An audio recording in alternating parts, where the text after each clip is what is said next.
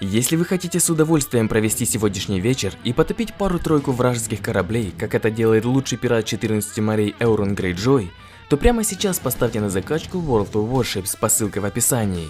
А бонусом к новому аккаунту вы получите премиальный крейсер Диана и 1 миллион серебра для суперуспешного старта. Жду вас в World of Warships.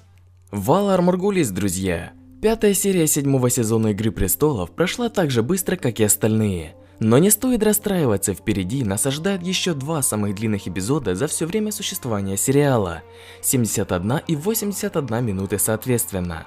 А пока поговорим собственно о самой пятой серии. Если вы ее еще не посмотрели, то советую выключить видео и вернуться уже после просмотра, так как далее будет подробный обзор серии. Как оказалось, с Джейме и Броном все хорошо. После почти самоубийственного поступка Джейме и такого же рискового прыжка Брона, они выплыли на достаточно большом расстоянии от места сражения, и им ничего не грозит. На первый взгляд трудно поверить, что они могли преодолеть такое большое расстояние под водой. Но если учесть, что они попали в подводное течение, то вполне реально, что их могло унести на довольно-таки большое расстояние. В книгах говорится, что река Черноводная, возле которой и было сражение, глубокая и быстрая, 20 100-весельных галер могут войти в нее в ряд. Ее течения считаются предательскими и коварными, и благодаря одному из таких течений Брон с Джейме и спаслись. Диалог Брона и Джейме был довольно показательным. Наши герои разговаривали, но не слышали друг друга. Каждый говорил о волнующих его темах – золоте, долге, драконах, Серсее и будущем Королевской гавани.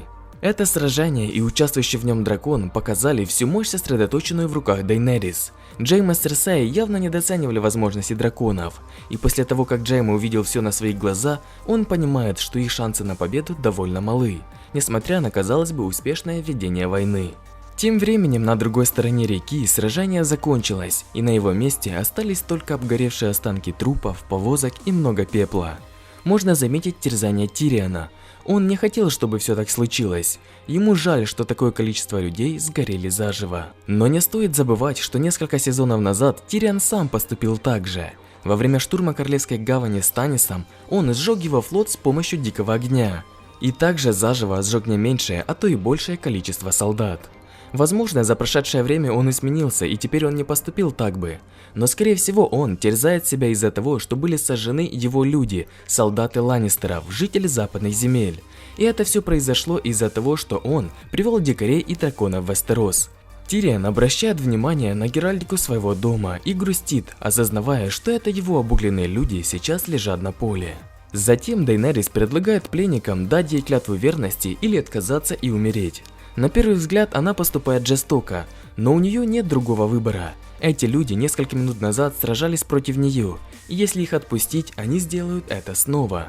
Дав им возможность присоединения к ней, она поступила милосердно. Как мы видели ранее, солдаты – это простые люди, которые в большинстве своем не хотят воевать, но вынуждены, так как их призвали. А врагом для Дейенерис является Серсея, а не народ.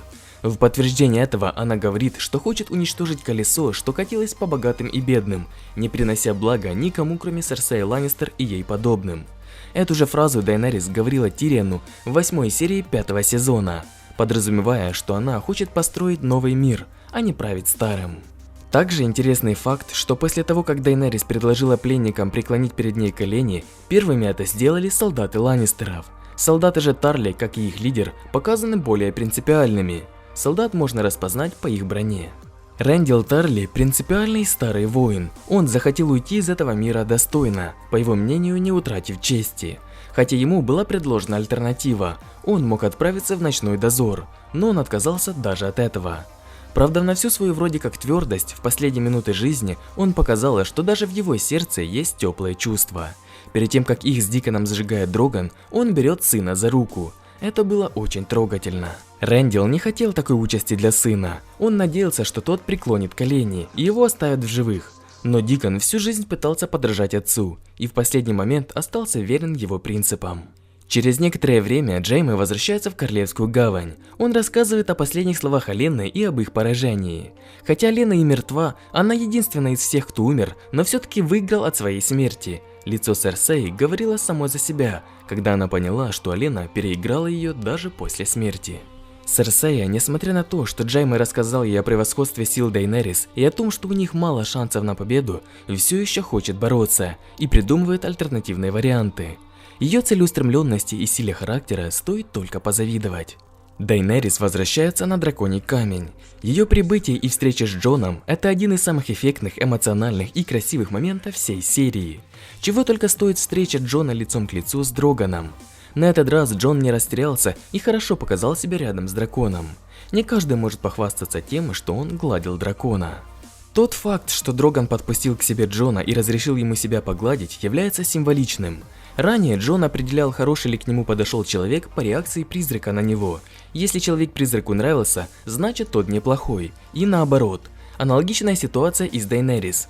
После того, как Дроган позволил Джону себя погладить, она сможет ему доверять. Плюс фрагмент сближения Дрогана и Джона Сноу еще раз косвенно отсылает нас к его настоящему отцу, Рейгару Таргариену. Чуть позже происходит еще одно воссоединение героев. Возвращается Джорах Мармонт. Эта встреча очень важна и приятна для Дейенерис. Джорах, можно сказать, единственный, кто был с ней на протяжении всего ее пути и знал ее до рождения драконов. Он для нее как старший брат, и их воссоединение выглядело как долгожданная встреча родственников. Также немного символично, что Джорах, которого фанаты прозвали королем френдзоны, появился перед Дейенерис в присутствии Джона, потенциального конкурента Джораха в борьбе за сердце матери драконов. Жаль только, что Мармонт не рассказал, кто ему помог избавиться от болезни. Было бы интересно, как на это отреагировал бы Джон. Скорее всего, был бы горд за своего друга. В Винтерфелле Бран использует свои способности и следит за передвижениями армии мертвых. Стоит отметить, что слова Трехглазого Ворона, сказанные Брану о том, что он никогда больше не сможет ходить, но будет летать, исполнились. Бран перенес свое сознание в стаю воронов и видел все их глазами. Нужно обратить внимание, что он управлял не одним вороном, а целой стаей. Это является косвенной отсылкой к таинственному персонажу, помогавшему Брану в его путешествии за стеной. Его называли «Холодные руки», и в книгах он ездит на гигантском лосе и управляет стаей воронов. В сериале этого персонажа немного изменили и отдали его роль дяде Брана, Бенджину. Стая воронов под управлением Брана пролетела над стеной возле Восточного дозора и направилась дальше. Там Бран смог увидеть огромную армию мертвых и самого Короля Ночи, который, кстати, быстро определил, что за ними наблюдают, и вернул Брана в свое тело, которое, несмотря на свои возросшие силы, все же остается новичком по сравнению с Королем Ночи. В Старом Месте получили письмо от Брана о приближающейся армии мертвых, но, как можно было предположить, мастеры скептически отнеслись к этим словам. К тому же текст письма был неправдоподобен. Мальчик-калека за стеной, трехглазый ворон, армия мертвых. Логично, что мастеры, которые на протяжении всей своей жизни сталкиваются с шарлатанами, не поверили этому сообщению. Сэм пытается их как-то убедить, но их скептицизм ему не поддается. Было приятно, что авторы сериала помнят об огромной предыстории вселенной Игры Престолов. Мастеры вспомнили аж две легендарные личности в истории мира Льда и Огня – Джанни из Старых Камней и Лодоса, жреца утонувшего бога. Джанни из Старых Камней – прекрасная и загадочная девушка из речных земель, возлюбленная, а позднее и жена принца Дункана Таргариена. Она жила полудикой жизнью в руинах замка Старые Камни, что к западу от Зеленого Зубца, и утверждала, что происходит от первых людей. Местные жители считали ее полусумасшедшей крестьянкой или даже ведьмой. В песне о Джанни поется, что в чертогах былых королей, то есть в замке Старые Камни, с ней танцевали призраки. В 239 году принц Дункан, путешествуя по речным землям, встретил Джанни, влюбился и объявил о намерении жениться, несмотря на существующую помолвку с дочерью лорда Баратиона. Джанни прибыла ко двору вместе с лесной ведьмой, которую она считала одной из детей леса. От лесной ведьмы семейства Таргариенов и получила предсказание об обещанном принце. Лодос – жрец утонувшего бога, живший во времена завоевания Вестероса. Когда Харен Черный сгорел заживо в Харенхолле, Железные острова остались без короля. Пока Таргариены были заняты войнами на материке, несколько претендентов на островах сцепились за власть друг с другом. Лодос короновал самого себя на вече, устроенном на Старом Вике. Он объявил себя королем Железных островов, однако его царствованию не суждено было продлиться долго. Во втором году от завоевания Эйгона, Эйгон-завоеватель отправился на архипелаг верхом на Балерионе во главе своего флота, чтобы присоединить Железные острова к 7 королевствам. Лодос утверждал, что призовет кракенов с морских глубин, чтобы они затащили под воду корабли неверующих. Однако это не сработало. После этой неудачи Лодос, набрав свою мантию камней с берега, погрузился в море, дабы посоветоваться с отцом, и по всей видимости утонул. Тысячи железных людей направились вслед за ним на верную смерть. Их мертвые тела еще долго выбрасывало на берег Старого Вика, но как ни странно, тела Лодоса среди них не было, и его так и не смогли найти. Тириан и Варис обсуждают казнь Рэндила и Дикона Тарли. Тириан пытается найти этому оправдание, а Варис настаивает на том, чтобы он пытался больше влиять на ее поступки.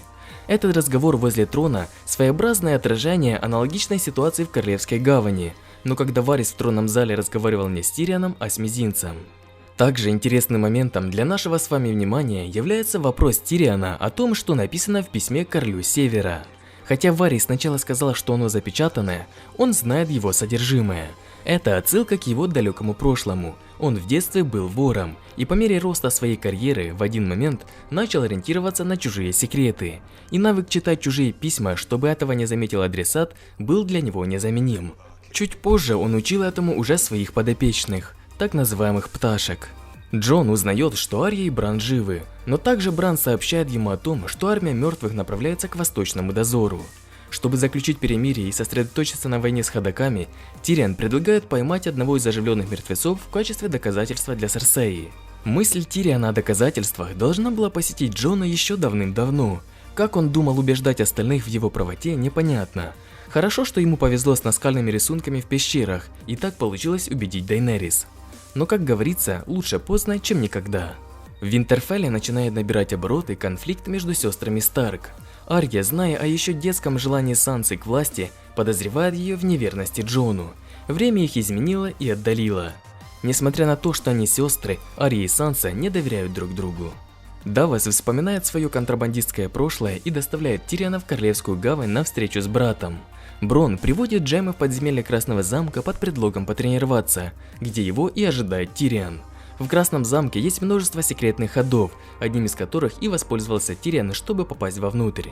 Скорее всего, это был тот же ход, через который в первом сезоне Ария случайно покинула стены города. Было интересно увидеть реакцию Джайме на появление Тириана, ведь он теперь знает, что Тириан не убивал Джоффри, но он все же убил их отца. Тириан, как всегда, жалуется на отношение Тайвина к нему, подливая масло в огонь конфликта отцов и детей, за которым мы наблюдаем на протяжении всего сериала. Джайме выслушивает предложение Тириана о перемирии. После того, что он увидел во время битвы, он вряд ли верит в то, что они с Серсеей смогут остановить Дейенерис. Тем временем Давос посещает блошиный конец Королевской гавани и находит там Джендри. Сценаристы не без самоиронии и чувства юмора прекрасно обыграли шутку, ходившую вокруг него несколько лет. Давос говорит ему, что думал, что он все еще плывет. Последний раз мы видели Джендри еще в финальной серии третьего сезона. Там он сел на лодку и уплыл. И вот свершилось, Джендри возвращается. Он, как оказалось, все это время предполагал, что на этом его приключения не закончатся, и готовился, что ему еще предстоит проявить себя. Давос при последней их встрече спас ему жизнь, поэтому он не сомневается, что он и на этот раз пришел к нему с добрыми намерениями. Ну и конечно же, все обратили внимание на молот Джендри. Он просто неимоверно крутой. Джендри, как кузнец, хорошо владеет молотом, поэтому он сделал себе боевой молот. И узнав, кто его настоящий отец, добавил на свое оружие оленя Баратионов. Эти случайные совпадения отсылают нас к Роберту. Он в молодости тоже использовал в бою молот. И нам показывают Джендри как истинного сына своего отца, сильного заводного юнца, говорящего в глаза все, что думает. Он демонстрирует свои умения владения молотом на пляже, когда Тириана узнали стражники. И Роберт, видя, как его сын расправился с ними, сидит где-то вверху, почесывает свое пузо и говорит, что кровь Баратионов все еще жива. Возможно, вы не заметили, но в сцене на пляже появился Нед Старк. Нет, не тот Нед, о котором вы могли подумать, а актер из труппы в Бравосе, который на представлении там играл роль Неда Старка. Хорошие статисты на вещь золота, и этот актер исполнил еще одну второстепенную роль. Джайме приходит к Серсее, чтобы рассказать о его встрече с Тирианом. В момент, когда он только заходит в комнату, она разговаривает с Квиберном. Тот предлагает дать ей какое-нибудь средство. Скорее всего, он говорит о средстве против беременности. Она отказывает ему, и как мы узнаем далее, она решает оставлять ребенка и даже объявить всем о том, что его отцом является Джайме. Правда, она, наверное, забыла, что к ней в мужья набивается лучший пират 14 морей с железным флотом. Эурону вряд ли понравится такая новость. Да и народ не очень-то и поддерживает инцест. Хотя после того, что она сделала с неугодными в септе Бейлора, ей никто не смеет перечить. Но вряд ли этот ребенок появится на свет. В пророчестве, данном Серсеи еще в детстве, говорится, что у нее будет 3 детей, и они все умрут, что и произошло. Как оказалось, Серсея знала о встрече Тириана с Джейме и позволила ей произойти. Скорее всего, за эту информацию стоит благодарить широкую сеть пташек Вариса, которые теперь стали работать на Квиберна.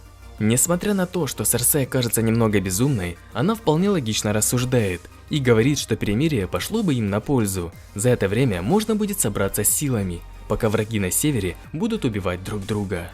Давас с остальными возвращается на Драконий камень. Согласно его плану, Джендри должен укрыться в Винтерфелле и работать там кузнецом. Но весь план рушится, когда Джендри не придерживается легенды Даваса. Джендри с таким энтузиазмом представляется Джону, что тот сразу же начинает ему симпатизировать. И вроде как мы видим детей 2 бывших друзей, полностью перенявших характеры отцов. Но ситуация становится немного забавнее и ироничнее, если вспомнить, что настоящим отцом Джона был Рейгар Таргариен, которого убил Роберт. Но они этого еще не знают.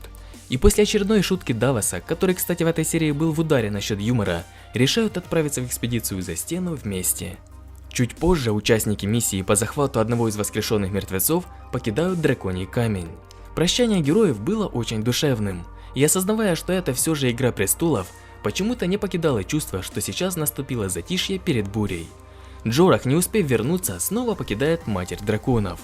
Хочется отметить его доспехи. Они, как и костюмы Дейнерис, изменились относительно Эссоса, теперь он тоже одет в цвета Таргариенов. Ну и самый, наверное, милый момент этой сцены, а возможно и серии, момент прощания Джона с Дейнерис, когда она говорит ему, что привыкла к королю Севера. Джон, оказывается, еще тот ловелас, не зря он ее водил в пещеру. Когда в конце Джон желает Дейнерис удачи в грядущих войнах, это является отсылкой к этой же фразе, но произнесенной другими героями. Так, например, Манс-налетчик в первой серии 5-го сезона желает удачи в грядущих войнах Станису. Эту же фразу произносит и Эртур Дейн молодому Неду Старку перед началом их схватки. Во все той же первой серии 5-го сезона Варис говорил Тириану, что у талантливых людей своя роль в грядущей войне. Тем временем Сэм в Цитадели выполняет задание архимейстера Эбреза, переписывает старые книги. Его бесит, что никто не верит в существование иных и не ищет способы борьбы с ними. Лили, как мы можем увидеть, уже научилась читать и читает записи бывшего Верховного Септона, в которых, как выясняется, он разорвал брак принца Рейгара и заключил новый. Эти записи являются документальным подтверждением о происхождении Джона. И хотя Сэм не обратил внимания на то, что читала ему Лили, этот документ должен сыграть немалую роль в будущем. Когда Бран расскажет о происхождении Джона, это нужно будет как-то подтвердить. И вот тут Сэм и вспомнит о том, что читала ему Лили. Линия Сэма была, как всегда, на высоте. Можно было как посмеяться, так и посопереживать. Во время того, как он покидает библиотеку Цитадели, он окидывает ее прощальным взглядом, противоположно тому, как он это делал, когда только первый раз сюда попал. Также Сэм в качестве причины ухода из Цитадели говорит Лили, что устал читать о достижениях великих людей. Именно в этом его упрекал отец Рэндил Тарли в 6-й серии 6-го сезона. И символично, что Сэм вспомнил слова отца как раз в серии, когда он был убит. Скорее всего, он направится в Винтерфелл, так как считает, что там сейчас находится Джон. Тот факт, что мастера не поверили словам Брана и Сэма, еще раз обосновывает важность миссии Джона и ее необходимость. В Винтерфелле же тем временем Мизинец вступил в свою игру и пытается рассорить сестер Старк. Арья не доверяет ему, и он не хочет, чтобы возле Сансы был такой человек. Хотя Арья и обладает определенными навыками, Бейлиш и все равно в области манипуляции лучший. И как бы из-за своей ловкости Арья находит письмо Сансы Робу, которое она отправила по указке Серсеи. Хотя Роб и мастер Лювин догадались, что слова, написанные там, были от Серсеи, хотя и рукой Сансы, Арья в силу своих натянутых отношений с сестрой может посчитать, что Санса тогда предала Старков, и у Мизинца получится разделить сестер. Напомню, текст того письма звучал так. «Роб, я пишу тебе с тяжелым сердцем. Наш добрый король Роберт мертв, умер от ран, полученных им в охоте на кабана. Отец обвиняется в государственной измене. Он сговорился с братьями Роберта против моего возлюбленного Джоффри и попытался украсть его трон. Ланнистеры очень хорошо относятся ко мне и обеспечивают мне все удобства. Прошу тебя, прибудь в Королевскую гавань, прими клятву верности королю Джоффри и не допусти вражды между великими домами Ланнистеров и Старков. Джон с компаньонами прибывает в Восточный дозор, где его встречает Тормунд. Ранее нам не показывали Восточный дозор, теперь же мы можем увидеть конструкцию еще одного замка стены. Насчет стены, кстати, как можно было заметить, она входит далеко в море, и вода вокруг нее не замерзла, ее никак не обойти. А то появилось множество теорий насчет того, что ходоки перейдут на юг, просто обойдя стену сбоку. Линия Тормунда, как всегда, наполнена шутками и колкими замечаниями, что разбавляет серьезность большинства кадров. Тормунд не забыл о Бриене и интересуется у Джона, не взял ли он ее с собой. Кому что, а ему лишь бы снова встретить большую бабу. Как оказывается позже, наши старые знакомые из Братства без знамен, Берег Дондаррион, Торос из Мира и Пес находятся за решеткой в Восточном дозоре. Их планы по пересечению стены прервал Тормунд, посадив их под стражу. В конце концов, все они решают отправиться за стену. Их компания получилась довольно-таки разной и символичной.